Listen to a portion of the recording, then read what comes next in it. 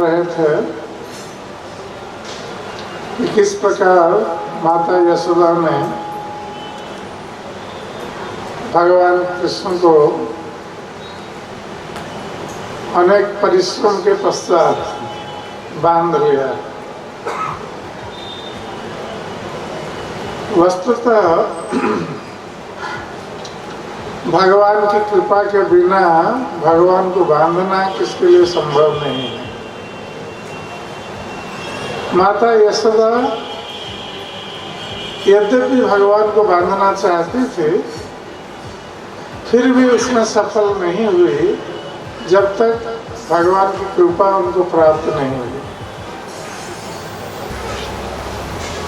तो इससे हम यही शिक्षा ग्रहण कर सकते हैं कि केवल भगवान को बांधने का काम नहीं है, किसी भी कार्य के लिए, संसार में किसी भी कार्य में सिद्धि के लिए हमें भगवान की कृपा की आवश्यकता है। भगवान की कृपा के बिना हम किसी भी कार्य में सफल नहीं हो सकते। हम परिश्रम कर सकते हैं, जिस प्रकार भगवत गीता में भगवान कृष्ण कहते हैं, कर्मण्येवाधिकारस्ते मा फलेषु कदाचन। कर्म करने में तुम्हारा अधिकार है, कर्म कर सकते हैं, किंतु फल पर तुम्हारा अधिकार नहीं। फल मैं देने वाला। तो हम कर्म कर सकते हैं, फल हमें इप्सित फल प्राप्त होगा या नहीं ये भगवान के ऊपर निर्भर करता है। इसलिए कभी कभी लोग सोचते हैं कि हमने कर्म किया है, हमें फल प्राप्त हुआ है, भगवान का इसमें क्या करना है। किंतु भगवान की कृपा के बिना हम किसी भी कार्य में सफल नहीं हो सकते। तो माता यशोदा जो भगवान की परम भक्त थी, उनकी माता थी भगवान, फिर भी वो बांधने में समर्थ नहीं हुई जब तक भगवान कृष्ण की कृपा उनको प्राप्त नहीं हुई। तब माता भगवान कृष्ण को उलूखल में बांध करके वो अपने गृह कार्य में व्यस्त हो गई और कृष्ण के साथ कुछ बच्चों को छोड़ दिया ये देखने के लिए कि कृष्ण क्या कर रहा है। तो कुछ बच्चे भी कृष्ण के साथ हैं, कृष्ण बंधे हुए हैं और बच्चों के साथ बंधने के पश्चात भगवान उनके साथ मजाक कर रहे हैं, हास प्रयास कर रहे हैं बच्चों के साथ, जैसे बच्चे करते हैं। तो उस समय भगवान कृष्ण की दृष्टि पड़ी किसके ऊपर? ये जो दो अर्जुन वृक्ष नंद महाराज के आंगन पर खड़े थे कई वर्षों से,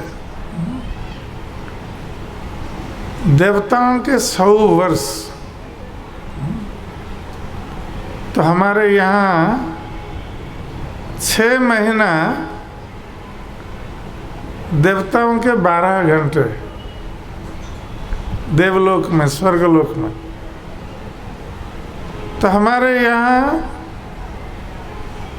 1 वर्ष जब व्यतीत हो जाता है तो देवलोक में 1 दिन होता है, 24 घंटे। तो इसके हिसाब से, देवलोक के हिसाब से 100 वर्ष। ये दोनों कुबेर के दोनों पुत्र मणिग्रीव और नल कुबेर नारद मुनि के द्वारा अभिशप्त होकर अर्जुन वृक्ष के रूप में नंद महाराज के आंगन में खड़े।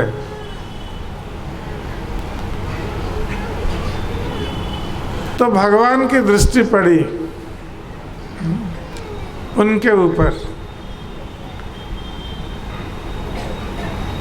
तो उससे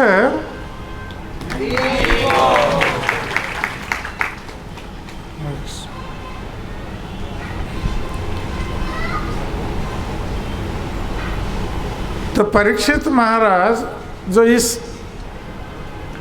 कथा को श्रवण कर रहे हैं श्री सुखदेव गोस्वामी के मुख से,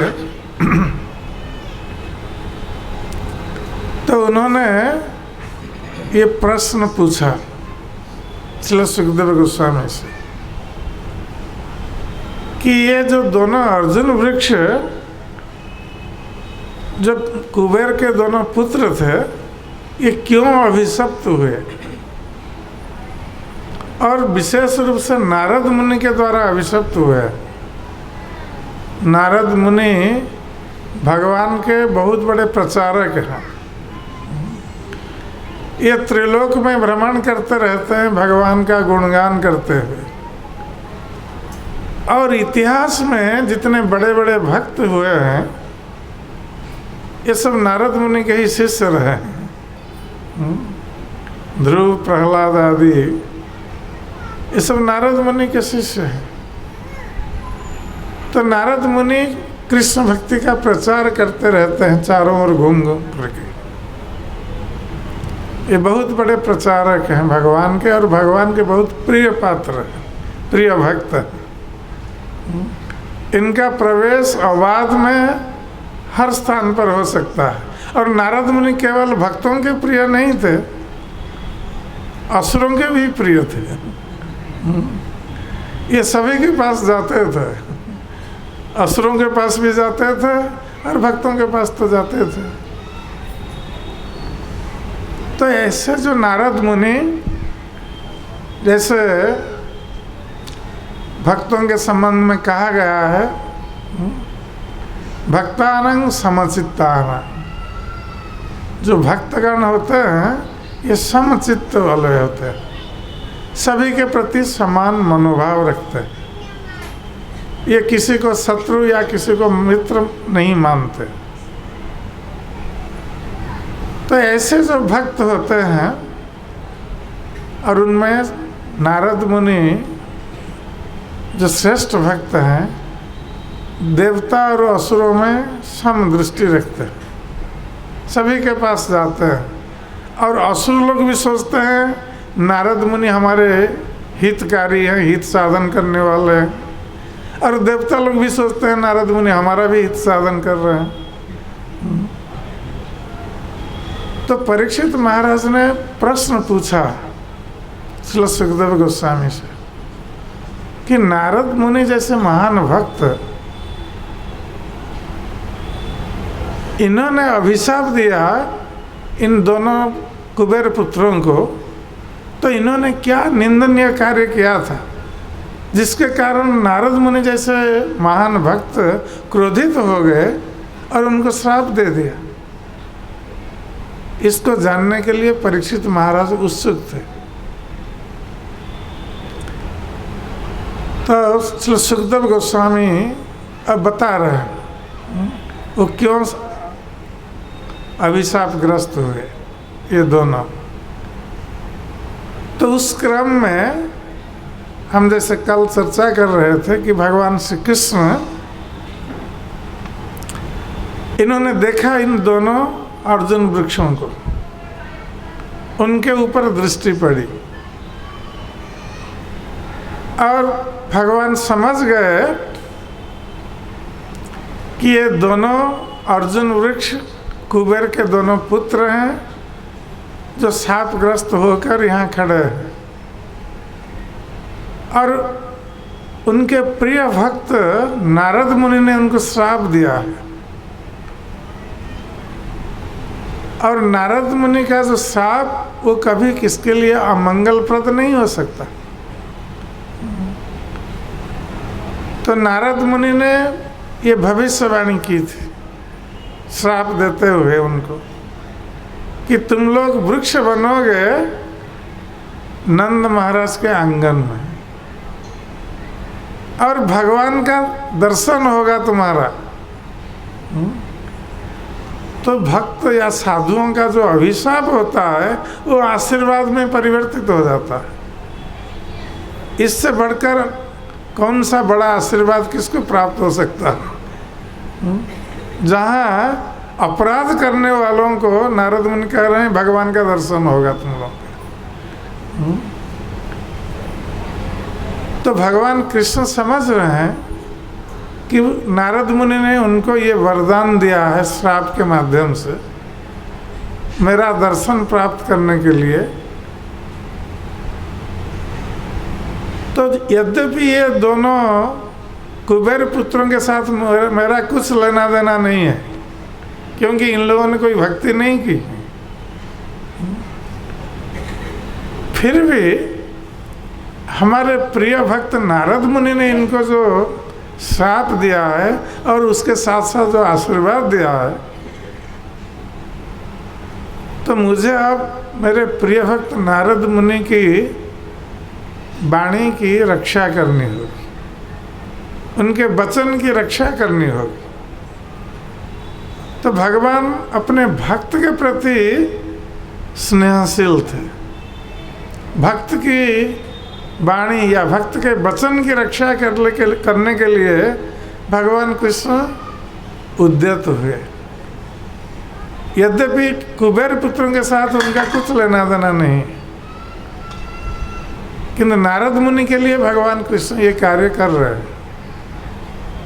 उससे हम ये समझ सकते हैं कि किसी भगवान के किसी महान भक्त की यदि हम पर कृपा हो जाती है तो हमारा मनुष्य जन्म सार्थक हो जाता है।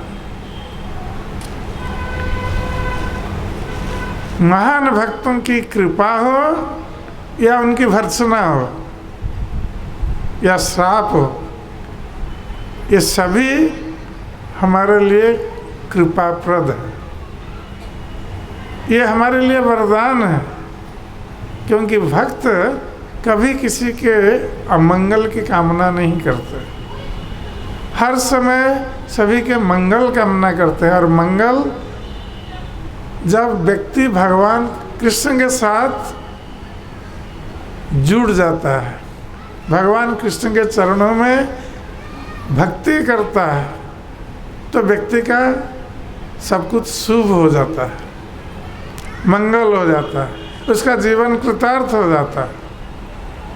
और भक्त लोग यही चाहते हैं, इसलिए ये सारे संसार में विचरण करते हैं। भक्त लोग भगवान की वाणी का प्रचार करने के लिए, उनकी भक्ति का प्रचार करने के लिए। इसलिए नारद मुनि हमारे आचार्य, महान आचार्य, जो सारे जगत में भ्रमण करते हुए प्रचार कर रहे हैं।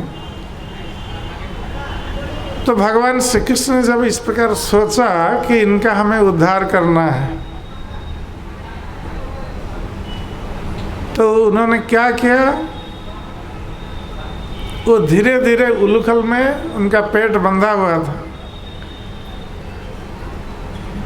तो भगवान श्री कृष्ण गोपाल बालकों से, जो बच्चे थे उनके साथ, माता यशोदा ने उनको वहाँ कहा था कि कृष्ण के साथ रहना तुम लोग। तो गोपाल बालकों के साथ भगवान कृष्ण हंसी मजाक कर रहे हैं और धीरे धीरे सरकते हुए वो अर्जुन वृक्षों की ओर जा रहे हैं, जिससे कि गोपाल बालकों को पता नहीं चलेगा। कृष्ण इसलिए ऐसा कर रहे थे कि उन्होंने सोचा कि हम यदि तेजी से अर्जुन वृक्ष की ओर चलने लगेंगे तो ये बालागण शोर मचाएंगे, ए कृष्ण भाग रहा है, कृष्ण भाग रहा है, और माता यशोदा सुन लेगी तो फिर दौड़ करके आएगी ये क्या कर रहा है देखने के लिए। तो इसलिए भगवान कृष्ण उनसे बातचीत कर रहे हैं, उनकी आंखों में आंख डाले हुए हैं और इधर धीरे धीरे सरक रहे हैं अर्जुन वृक्षों की ओर। और ऐसा करते हुए वो जाकर पहुंच गए अर्जुन वृक्षों के पास। तो उधर परीक्षित महाराज जो प्रश्न पूछ रहे थे सुखदेव गोस्वामी से कि ये दोनों क्यों श्रापग्रस्त हुए थे, उसके संबंध में अब हम थोड़ा चर्चा कर लेते हैं कि वस्तुतः ये दोनों कुबेर के पुत्र मणिग्रीव और नल कुबेर ये शिवजी के पार्षद का गौरव उन्हें प्राप्त था, क्योंकि शिवजी कैलाश पर्वत में रहते हैं और वहाँ कुबेर का स्थान है। वस्तुतः कुबेर ने ही शिवजी को ये कैलाश पर्वत का जो भाग है उसको प्रदान किया था। शिवजी को अनुरोध किया था कि वो कैलाश में आकर निवास करे। वस्तुतः शिवजी का जो निवास स्थान है वो शिवलोक में जो कैलाश है वहाँ पर शिवजी का निवास स्थान है, नित्य निवास स्थान। और इस धरती पर जो कैलाश है ये कुबेर का कैलाश है। और कुबेर ने शिवजी को अनुरोध किया था यहाँ पर निवास करने के लिए, इसलिए शिवजी यहाँ पर कभी कभी निवास करते हैं इस लोक में, किंतु उनका नित्य निवास शिवलोक में है। तो क्योंकि ये दोनों कुबेर के पुत्र थे और शिवजी कुबेर के कैलाश में निवास कर रहे हैं, इसलिए इन दोनों को शिवजी के पार्षद का गौरव प्राप्त था। और उसका उपयोग करते हुए ये दोनों स्त्रियों के साथ कैलाश पर्वत से सटे हुए जो मंदाकिनी नदी प्रवाहित होती है उसके तट पर जो बाग हैं, बगीचा है, उसमें गीत गाते हुए ये विहार करते थे। ये दोनों मदमत्त होकर ये बारूणी पीते थे। बारूणी एक शराब है, उन्नत शराब है। ये जो मर्त्यलोक में जो शराब मिलता है ये नहीं है। तो ये बारूणी जो बलराम जी ने इसको पिया था, बारूणी मदिरा पीत्वा।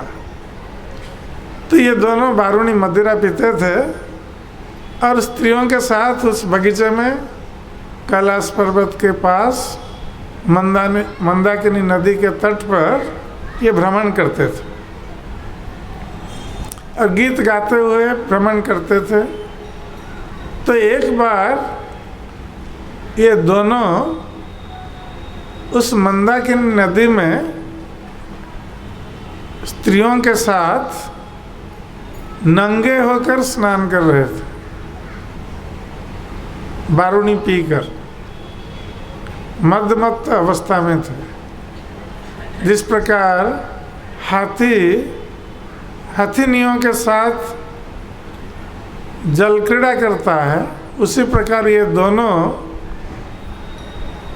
स्त्रियों के साथ जल क्रीड़ा कर रहे थे और सभी नंगे थे। ये दोनों नंगे थे और स्त्रियां भी नंगी थी। तो इस अवस्था में जब जल क्रीड़ा कर रहे थे तो भगवत इच्छा से नारद मुनि वहाँ पहुँच गए, क्योंकि नारद मुनि भ्रमण करते रहते हैं। तो भगवत इच्छा से नारद मुनि उस स्थान पर पहुँच गए अचानक। जब अचानक पहुँच गए, जो स्त्रियां थी जो नंगी होकर स्नान करती थी इनके साथ, तो नारद मुनि को देखकर वो लोग बहुत घबरा गए कि नारद मुनि आ गए हैं, और लज्जा का अनुभव हुआ कि क्योंकि वो नंगी है, नंगे होकर स्नान कर रही है।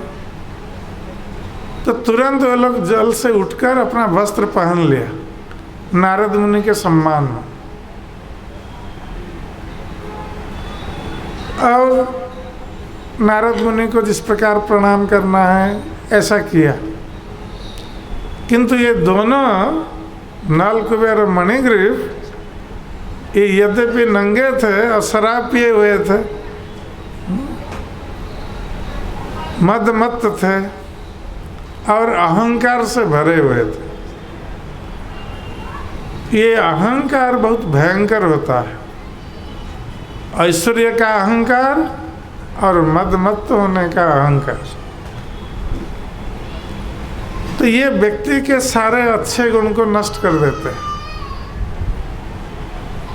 और जब व्यक्ति ऐश्वर्य के अहंकार से मदमत्त हो उठता है और शराब पीता है, उस समय उसकी बुद्धि काम नहीं करती।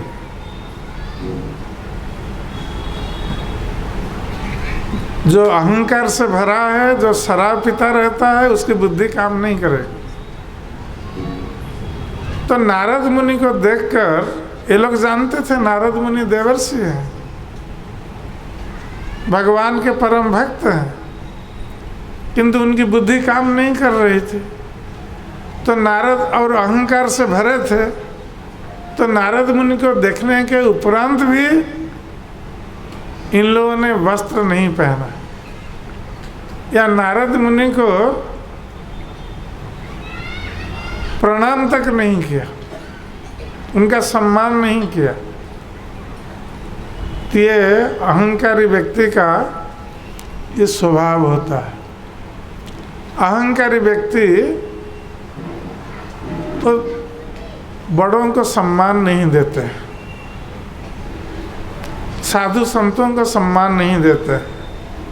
जो ऐश्वर्य के अहंकार से मदमत्त हैं, और क्योंकि जिसके पास अधिक धन होता है उस धन को कैसे खर्च करते हैं? शराब पीने में, स्त्रियों के साथ संभोग करने में, और जुआ खेलने में, पशु हत्या करने में, इस हर तरह के कुकर्म में लिप्त हो जाते हैं ऐसे लोग। और इसके कारण उनका अहंकार बना रहता है, तो साधु संतों का सम्मान नहीं देते हैं। कभी कभी साधु संत जाते हैं किसी के घर पर, तो ऐसे जो अहंकारी लोग हैं, धनी लोग हैं, उनके घर पर जाते हैं तो ये लोग कुत्ता रखते हैं अपनी सुरक्षा के लिए, और द्वार पर लिख देते हैं कुत्तों से सावधान। और यदि कोई घुसा प्रवेश किया तो उनके घर पर, तो कुत्ता काट लेगा। इसलिए डर के मारे उनके घर पर साधु संत नहीं जाएंगे। तो जिसके घर पर साधु संत नहीं जाते हैं, तो भगवान उसके घर पर कैसे रहेंगे? भगवान भी रह नहीं सकते। और जहाँ भगवान नहीं रहेंगे वहाँ लक्ष्मी देवी कैसे रहेगी? लक्ष्मी देवी भी नहीं रहेगी, क्योंकि भगवान की पतिव्रता पत्नी है। लोग लक्ष्मी देवी की पूजा करते हैं धन की प्राप्ति के लिए, किंतु लक्ष्मी का एक नाम है चंचला, चंचल स्वभाव है लक्ष्मी देवी का।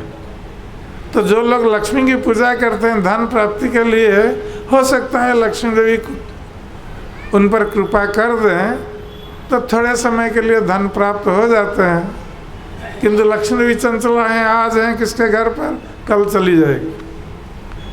आज जो धनी व्यक्ति हैं कल कंगाल बन जाएगा, लक्ष्मी देवी चली गई तो। किंतु जो लक्ष्मी देवी के साथ नारायण की पूजा करते हैं, लक्ष्मी नारायण की पूजा करते हैं, या सीताराम की पूजा करते हैं, या राधा कृष्ण की पूजा करते हैं, तो उनके घर पर लक्ष्मी देवी सदा सर्वदा रहती है, क्योंकि वो पतिव्रता पत्नी है भगवान की। और भगवान जब साथ होते हैं, लक्ष्मी देवी का जो स्वभाव है चंचला स्वभाव, वो अचंचला हो जाती है। चंचल स्वभाव नहीं रहता, वो स्थिर रहती। तो जिसके घर पर राधा कृष्ण लक्ष्मी नारायण सीताराम की पूजा होती है, लक्ष्मी देवी उस ग्रह को त्याग नहीं करती। तो ऐसे अर्थात जो भक्त हैं उनके घर पर लक्ष्मी देवी सदा सर्वदा रहेगी। जैसे श्रीमद् भागवत में वर्णन आता है कि जब भगवान श्री कृष्ण आविर्भूत हुए ब्रजभूमि में, तो उस समय लक्ष्मी देवी ब्रजभूमि में नित्य निवास करने लगी। हरेर निवासात्म गुणे रमा क्रीडंग अभून्नुप, क्योंकि भगवान हरि निवास कर रहे थे ब्रजभूमि में, तो लक्ष्मी देवी की वो क्रीड़ा भूमि बन गई। ब्रजभूमि। तो ब्रजभूमि ऐश्वर्य से भर गया। तो इसलिए जो धन का उपयोग भगवान की सेवा में करते हैं तो वो कभी अहंकारी नहीं बन सकते। जो भगवान की सेवा में धन का उपयोग नहीं करते हैं, केवल अपने भोग के लिए रखते हैं, तो वो अहंकारी बनते हैं और अहंकार उनके पतन का कारण बनता है। जैसे इन लोगों का हुआ, ये मणिग्रीव और नलकुबेर ऐश्वर्य के अहंकार से मदमत्त होकर नारद मुनि का सम्मान नहीं किया, और यहाँ तक कि वस्त्र तक भी नहीं पहना, ऐसे नंगे होकर जल में खड़े रहे। जब नारद मुनि ने देखा तो नारद मुनि समझ गए कि इनके मन में क्या चल रहा है, क्यों उन लोगों ने ऐसा किया। तो नारद मुनि समझ गए कि इनके अहंकार के कारण ये लोग मदमत्त होकर ये सम्मान का तो प्रदर्शन नहीं करते हैं और वस्त्र भी नहीं पहन रहे। तो इन लोगों के लिए क्या उपचार है, नारद मुनि सोचने लगे कि इन लोगों का कुछ उपचार करना चाहिए जिससे कि इनका मंगल हो। नारद मुनि कोई ईर्ष्यावश श्राप नहीं दे रहे थे या क्रोधवश कोई श्राप नहीं दे रहे थे, वो चाहते थे इन दोनों का मंगल करने के लिए। और उनका मंगल कैसे होगा वो भी सोच रहे थे कि इनमें जो अहंकार उत्पन्न हो गया है ये ऐश्वर्य के कारण। जो दरिद्र व्यक्ति हैं उसमें कभी अहंकार नहीं आ सकता। जो दरिद्र व्यक्ति हैं वो हर समय उसको खाने की चिंता, पहनने की चिंता, रहने की चिंता बनी रहती है, इसलिए उसका अहंकार समाप्त हो जाता है, अहंकार नहीं रहता और नम्र स्वभाव वाला हो जाता है। तो दरिद्र व्यक्ति के पास यदि कभी कोई साधु पुरुष आते हैं तो दरिद्र व्यक्ति साधु पुरुषों का सम्मान करता है, उनसे अपने मंगल के लिए उपदेश ग्रहण करता है। तो इसलिए साधु पुरुष दरिद्र व्यक्ति के पास आसानी से जा सकते हैं या दरिद्र व्यक्ति साधु संग कर सकता है, किंतु जो धनी व्यक्ति है उसके अहंकार के कारण वो साधु संग नहीं कर सकता या साधु लोग उसके घर पर जाना चाहे भी नहीं जा सकते। इसलिए नारद मुनि ने सोचा कि इन दोनों का उपचार है कि ये ऐश्वर्य मद से मदमत्त हुए हैं, तो इनका उपचार है इनको दरिद्र बना देना। तो ये एक बार दरिद्र बन जाएंगे तो ये इनका अहंकार भी समाप्त हो जाएगा। वस्तुतः भक्ति मार्ग में ये अहंकार बहुत बड़ी बाधा है। जो लोग भक्ति मार्ग में अग्रगति करना चाहते हैं, श्री चैतन्य महाप्रभु ने जैसे उपदेश दिया है, तृणादपि सुनीचेन तरोरपि सहिष्णु अमानीन मानदेन कीर्तनीय सदा हरि। भक्त उस समय भगवान का नाम कीर्तन ठीक ढंग से कर सकता है जब वो तृणादपि सुनीचन होगा, तृण से भी, तिनके से भी अपने को नीच समझेगा और वृक्ष से बढ़कर सहिष्णु होगा, अपने लिए सम्मान की आशा नहीं रखेगा और दूसरों को सम्मान प्रदर्शन करेगा।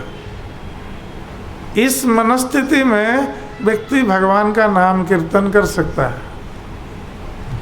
मन में अहंकार लेकर जन्म ऐश्वर्य श्रुतश्री एधमान मदह पुमान। तो ये जो अहंकार, ये भक्ति में बहुत बड़ी बाधा है। ये व्यक्ति को भगवान का नाम कीर्तन करने नहीं देता है। यद्यपि हम नाम कीर्तन करते हैं, अहंकार बस, इससे हम भगवान को प्रसन्न नहीं कर सकते। तो ये नाम कीर्तन वस्तुतः एक प्रार्थना है। हम भगवान राधा कृष्ण से प्रार्थना कर रहे हैं। जब हम हरे कृष्ण महामंत्र गान करते हैं, हरे कृष्ण कृष्ण कृष्ण हरे हरे, हरे राम राम राम हरे हरे। जब हम हरे कृष्ण महामंत्र उच्चारण करते हैं तो हम राधा कृष्ण को पुकारते हैं, उनसे प्रार्थना करते हैं, उनकी सेवा में हमें नियोजित करने के लिए। तो भगवान हमारी पुकार कैसे सुनेंगे?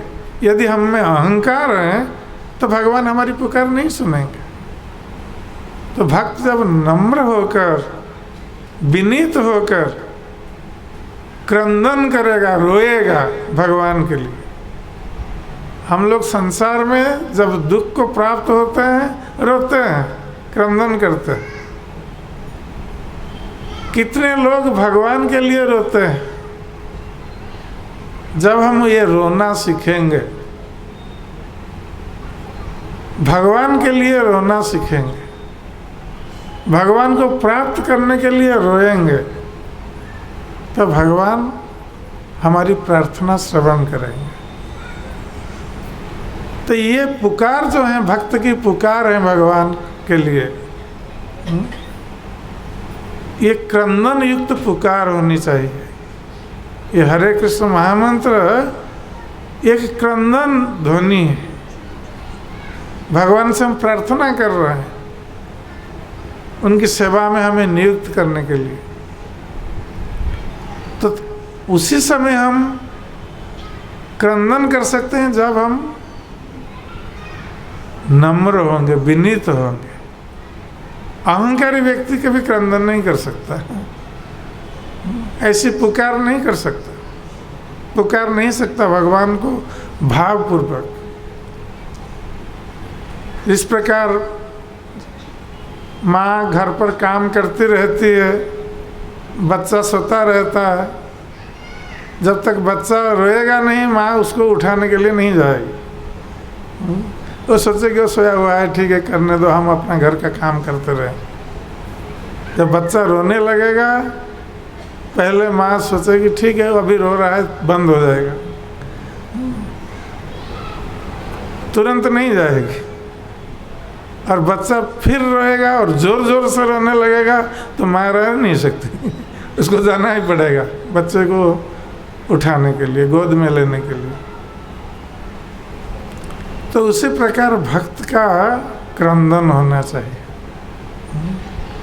जैसे भगवान के हृदय को वो पिघला देगा, वो क्रंदन द्रवीभूत कर देगा। जब भगवान देखेंगे भक्त कितना परिश्रम कर रहा है, रो रहा है उनके लिए, जैसे माता यशोदा परिश्रम कर रही थी, भगवान से सहा नहीं गया, उनका हृदय द्रवीभूत हो गया, तो उन्होंने कृपा कर दी माता यशोदा पर। तो उसी प्रकार भगवान की कृपा हम प्राप्त करना चाहते हैं तो हमें नम्र बनना पड़ेगा। इस अहंकार को फेंक देना है, बाहर निकाल कर तृणादपि सुनीचन बनना है, तब जाकर हम भक्ति मार्ग में अग्रगति कर सकते हैं। सहिष्णु बनना है, सहन करना सीखना चाहिए, वृक्ष से सीखना चाहिए। अपने लिए सम्मान की आशा नहीं रखना और दूसरों को सम्मान देना चाहिए, तब जाकर हमारा हरिनाम सही ढंग से हो सकता है। तो नारद मुनि ने सोचा कि इनमें जो अहंकार उत्पन्न हो गया है, जिसके कारण ये मदमत्त हुए हैं, इसका उपचार है कि ये दरिद्र बन जाए, अहंग ऐश्वर्य से मुक्त हो जाए। जो ऐश्वर्यमय पद हैं उससे उनका पतन हो जाए, तो फिर कोई गर्व अहंकार नहीं रहेगा, धन नहीं रहेगा, ऐश्वर्य नहीं रहेगा, तो फिर गर्व कहाँ से आएगा। दरिद्र व्यक्ति नम्र होने के लिए बाध्य है, क्योंकि उसके पास कुछ गर्व करने के लिए है नहीं। तो नारद मुनि ने सोचा कि इनको हमें श्राप देना है, उनके पद से इनको च्युत कर देना है, नीचे गिरा देना है। तो नीचे गिराकर वो फिर कौन सी योनि प्राप्त करेंगे, इस पर भी विचार किया नारद मुनि ने।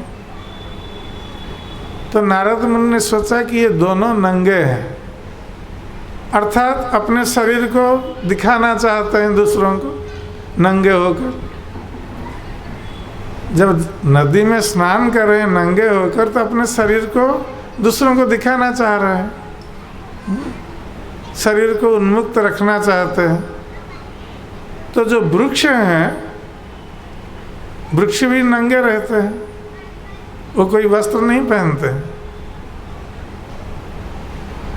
तो नारद मुनि ने सोचा कि इनको वृक्ष योनि में हम भेज देंगे श्राप देकर। तो ये 100 देववर्ष तक ये अपने शरीर को दिखाते रहेंगे बिना वस्त्र के, गर्मी ठंडी सब कुछ सहन करते रहेंगे, जैसे वृक्ष सहन करते रहते हैं।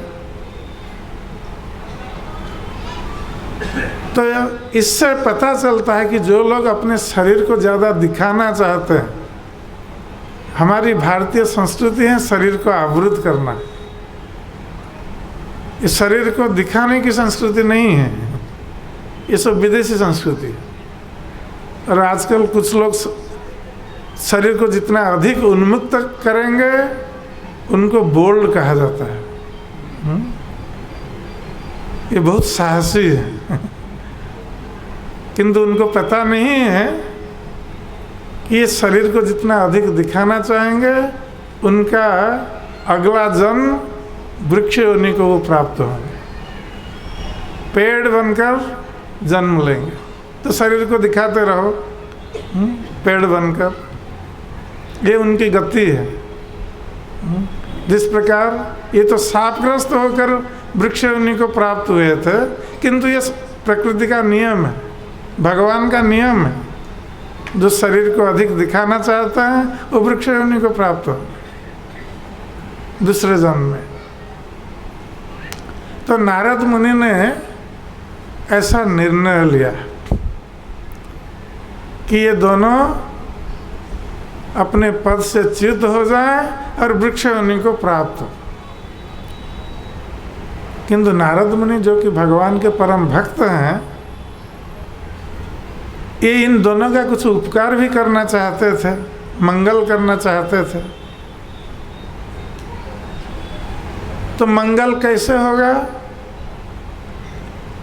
यदि ये भगवान से संबंधित हो जाए। इनकी इस दशा में तो ये भगवान के साथ कभी भी संबंधित नहीं हो सकते। इस अहंकार में मत होकर ये भगवान से कभी भी संबंधित नहीं हो सकते, भगवान की भक्ति नहीं कर सकते। तो नारद मुनि ने सोचा कि ये कैसे भगवान से संबंधित होंगे वृक्ष योनि में भी। तो अच्छा यही होगा कि ये नंद महाराज के आंगन में ही वृक्ष योनि को प्राप्त होकर वहाँ स्थित हो।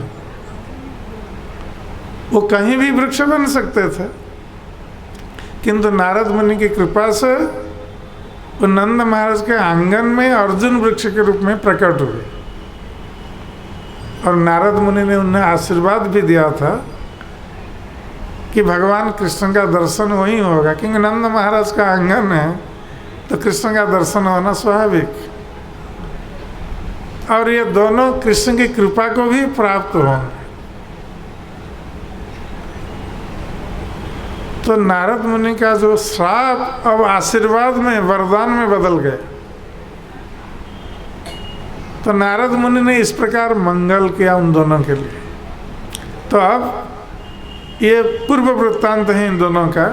अब भगवान श्री कृष्ण धीरे धीरे सरकते हुए उलूखल को खींचते हुए इन्हीं दोनों वृक्षों के बीचों बीच आ गए, उनको उद्धार करने की इच्छा से। नारद मुनि की इच्छा को पूर्ण करने के लिए भगवान कृष्ण अब दोनों वृक्षों के बीच आ गए। और जब दोनों वृक्षों के बीच होकर निकल गए भगवान कृष्ण, पीछे उलूखल लटक गया ये दोनों वृक्षों के बीच में, वो अटक गया वहाँ पर। तो भगवान ने मोड़कर देखा कि ये उलूखल वहाँ अटक गया है दोनों वृक्षों के बीच में। तो भगवान ने क्या किया, थोड़ा जोर लगा करके धीरे से खींच लिया उलूखल को। और जैसे ही उलूखल को खींचा तो ये दोनों वृक्ष बहुत जोर से हिलने लगे। आप कल्पना कीजिए 100 वर्षों से खड़े थे ये दोनों वृक्ष, बहुत मोटे हुए होंगे पुराने वृक्ष थे और बहुत बड़े वृक्ष थे। और भगवान कृष्ण कितने साल के थे? 3 साल के। तो जब खींचने लगे दोनों वृक्ष बहुत जोर जोर से हिलने लगे और तड़तड़ते हुए बहुत बड़ा शब्द करके गिर गए, दोनों नीचे गिर गए दोनों वृक्ष। भगवान कृष्ण बीच में रह गए, दोनों वृक्ष दोनों साइड में गिर गए। तो भगवान कृष्ण देख रहे हैं और दूसरे ग्वाल बाल भी देख रहे हैं कि ये दोनों वृक्ष गिरते ही 2 दिव्य पुरुष उस दोनों वृक्षों से खड़े हो गए। उनके शरीर से दिव्य ज्योति प्रकट हो रही थी और दोनों ने भगवान कृष्ण को देखकर प्रणाम किया और प्रणाम करके उनकी स्तुति करने लगे। अब कृष्ण तो जानते थे ये दोनों कौन हैं, उनको पता था। तो ये दोनों स्तुति करने लगे भगवान कृष्ण की। तो उन स्तुतियों में उन्होंने भगवान से एक अच्छी प्रार्थना की। ये दोनों मणिग्रीव और नल कुबेर, तो उन्होंने भगवान से कहा कि हे प्रभु, हम दोनों आपके सेवक नारद मुनि के दास हैं। इन्होंने नारद मुनि की दास्यता स्वीकार की क्योंकि नारद मुनि की कृपा थी कि इन दोनों को भगवान का दर्शन हो गया बिना भक्ति किए। इन्होंने कोई भक्ति आचरण नहीं किया था, किंतु नारद मुनि की कृपा से भगवान का दर्शन हो गया। तो साधु की कृपा कितनी बलवती होती है। जो भक्तों की कृपा, महान भक्तों की कृपा, ये कितनी बलवती। ये दोनों को भगवान का दर्शन करा दिया। तो इसलिए शास्त्रों में बताया गया है कि साधु संग सर्वशास्त्र कहे, लवे मात्र साधु संग सर्व सिद्धि है। तो सारे शास्त्रों में इसलिए कहा है कि साधुओं का, भक्तों का संग करना चाहिए। ये बार बार कहा गया, इससे व्यक्ति की सर्व सिद्धि प्राप्त होगी। तो इन दोनों ने भगवान कृष्ण से प्रार्थना की। बहुत सुंदर प्रार्थना है।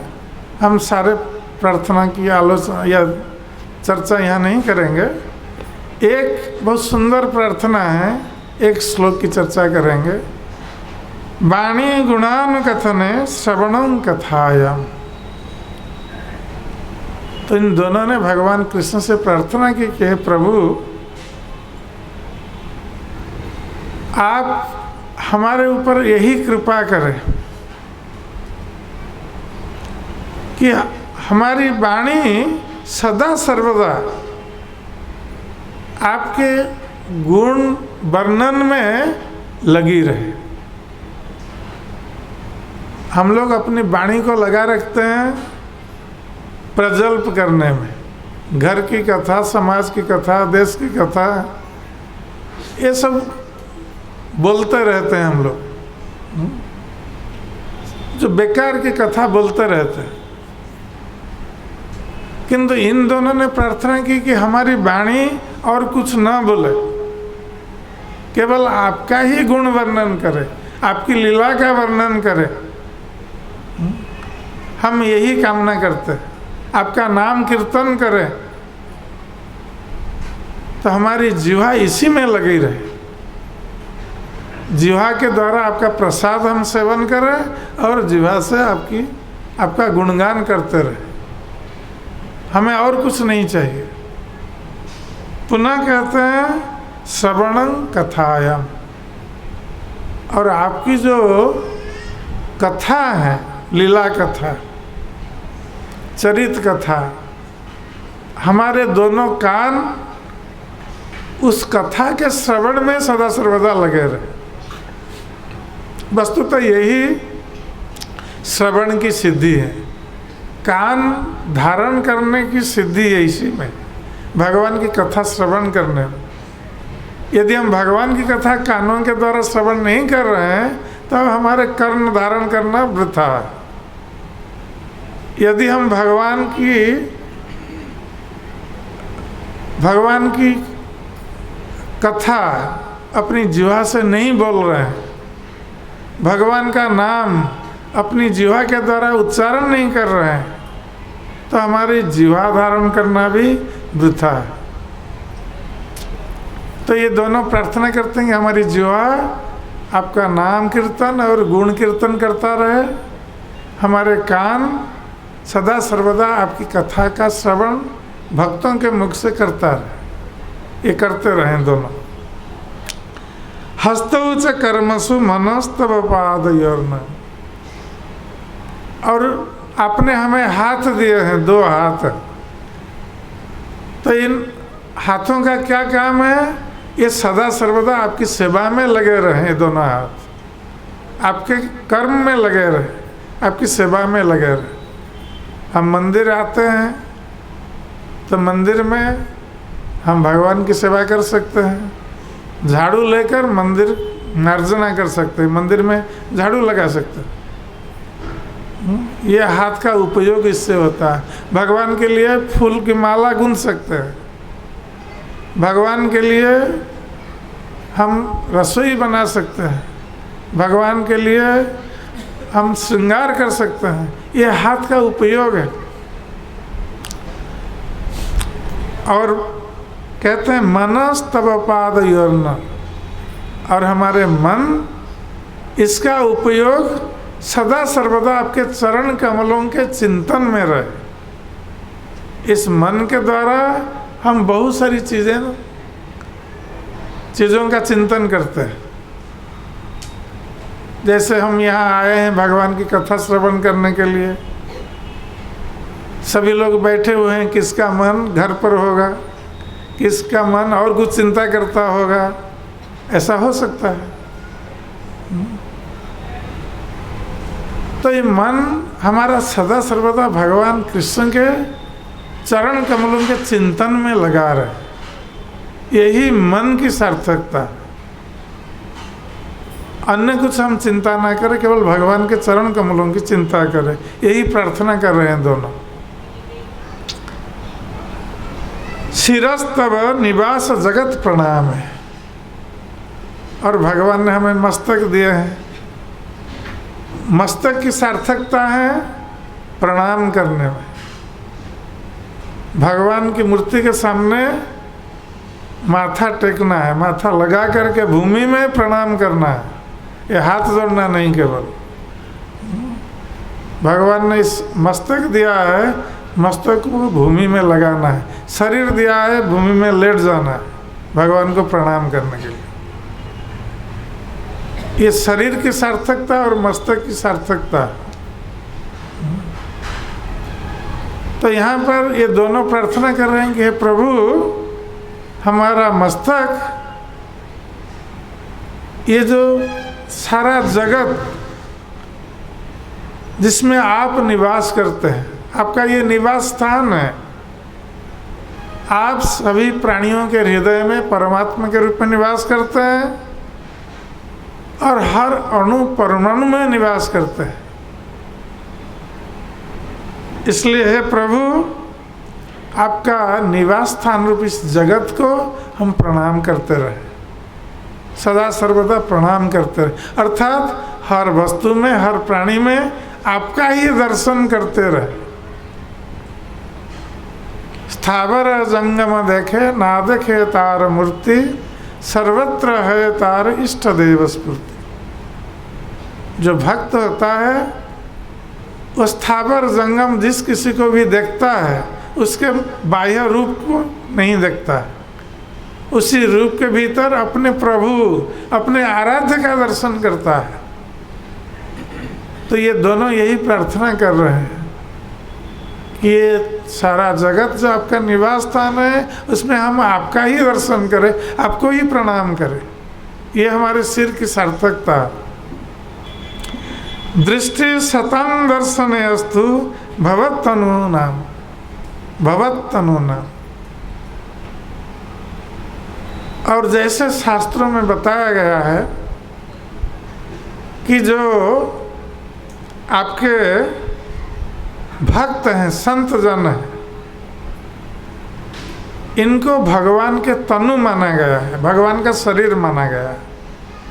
संतों को, भगवान के भक्तों को, ये भगवान के शरीर स्वरूप है, भगवान से अभिन्न है।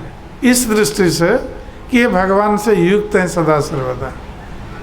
भक्त भगवान नहीं है, किंतु भगवान से युक्त होने के कारण वो अभिन्न है भगवान से। इसलिए भक्तों को भगवान का शरीर माना गया है। और भक्तों के शरीर में, उनके हृदय में कौन निवास करता है? सदा सर्वदा भगवान कृष्ण ही निवास करते हैं।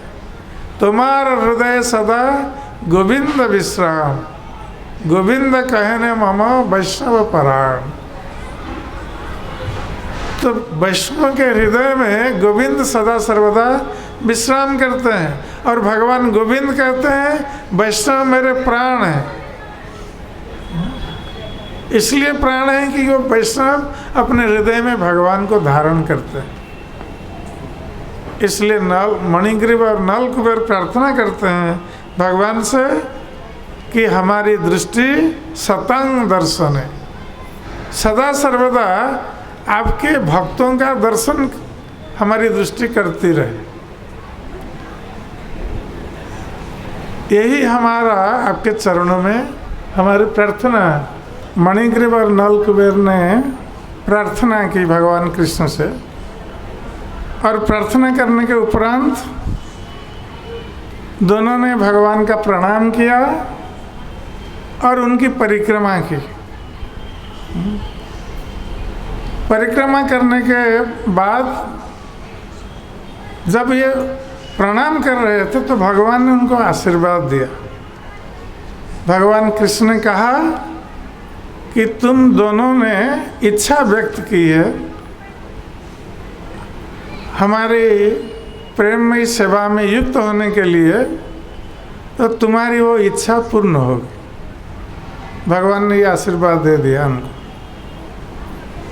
तुम दोनों नित्य प्रति मेरा गुण कीर्तन करते रहोगे। तो वस्तुतः वही मणिग्रीव और नल कुबेर दोनों बाद में भगवान के धाम में, ये दोनों भगवान के गुण कीर्तन करते रहे नित्य रूप में। तो इस प्रकार गोलक वृंदावन में नंद महाराज नित्य जो श्रवण करते रहते हैं भगवान कृष्ण की लीलाएं,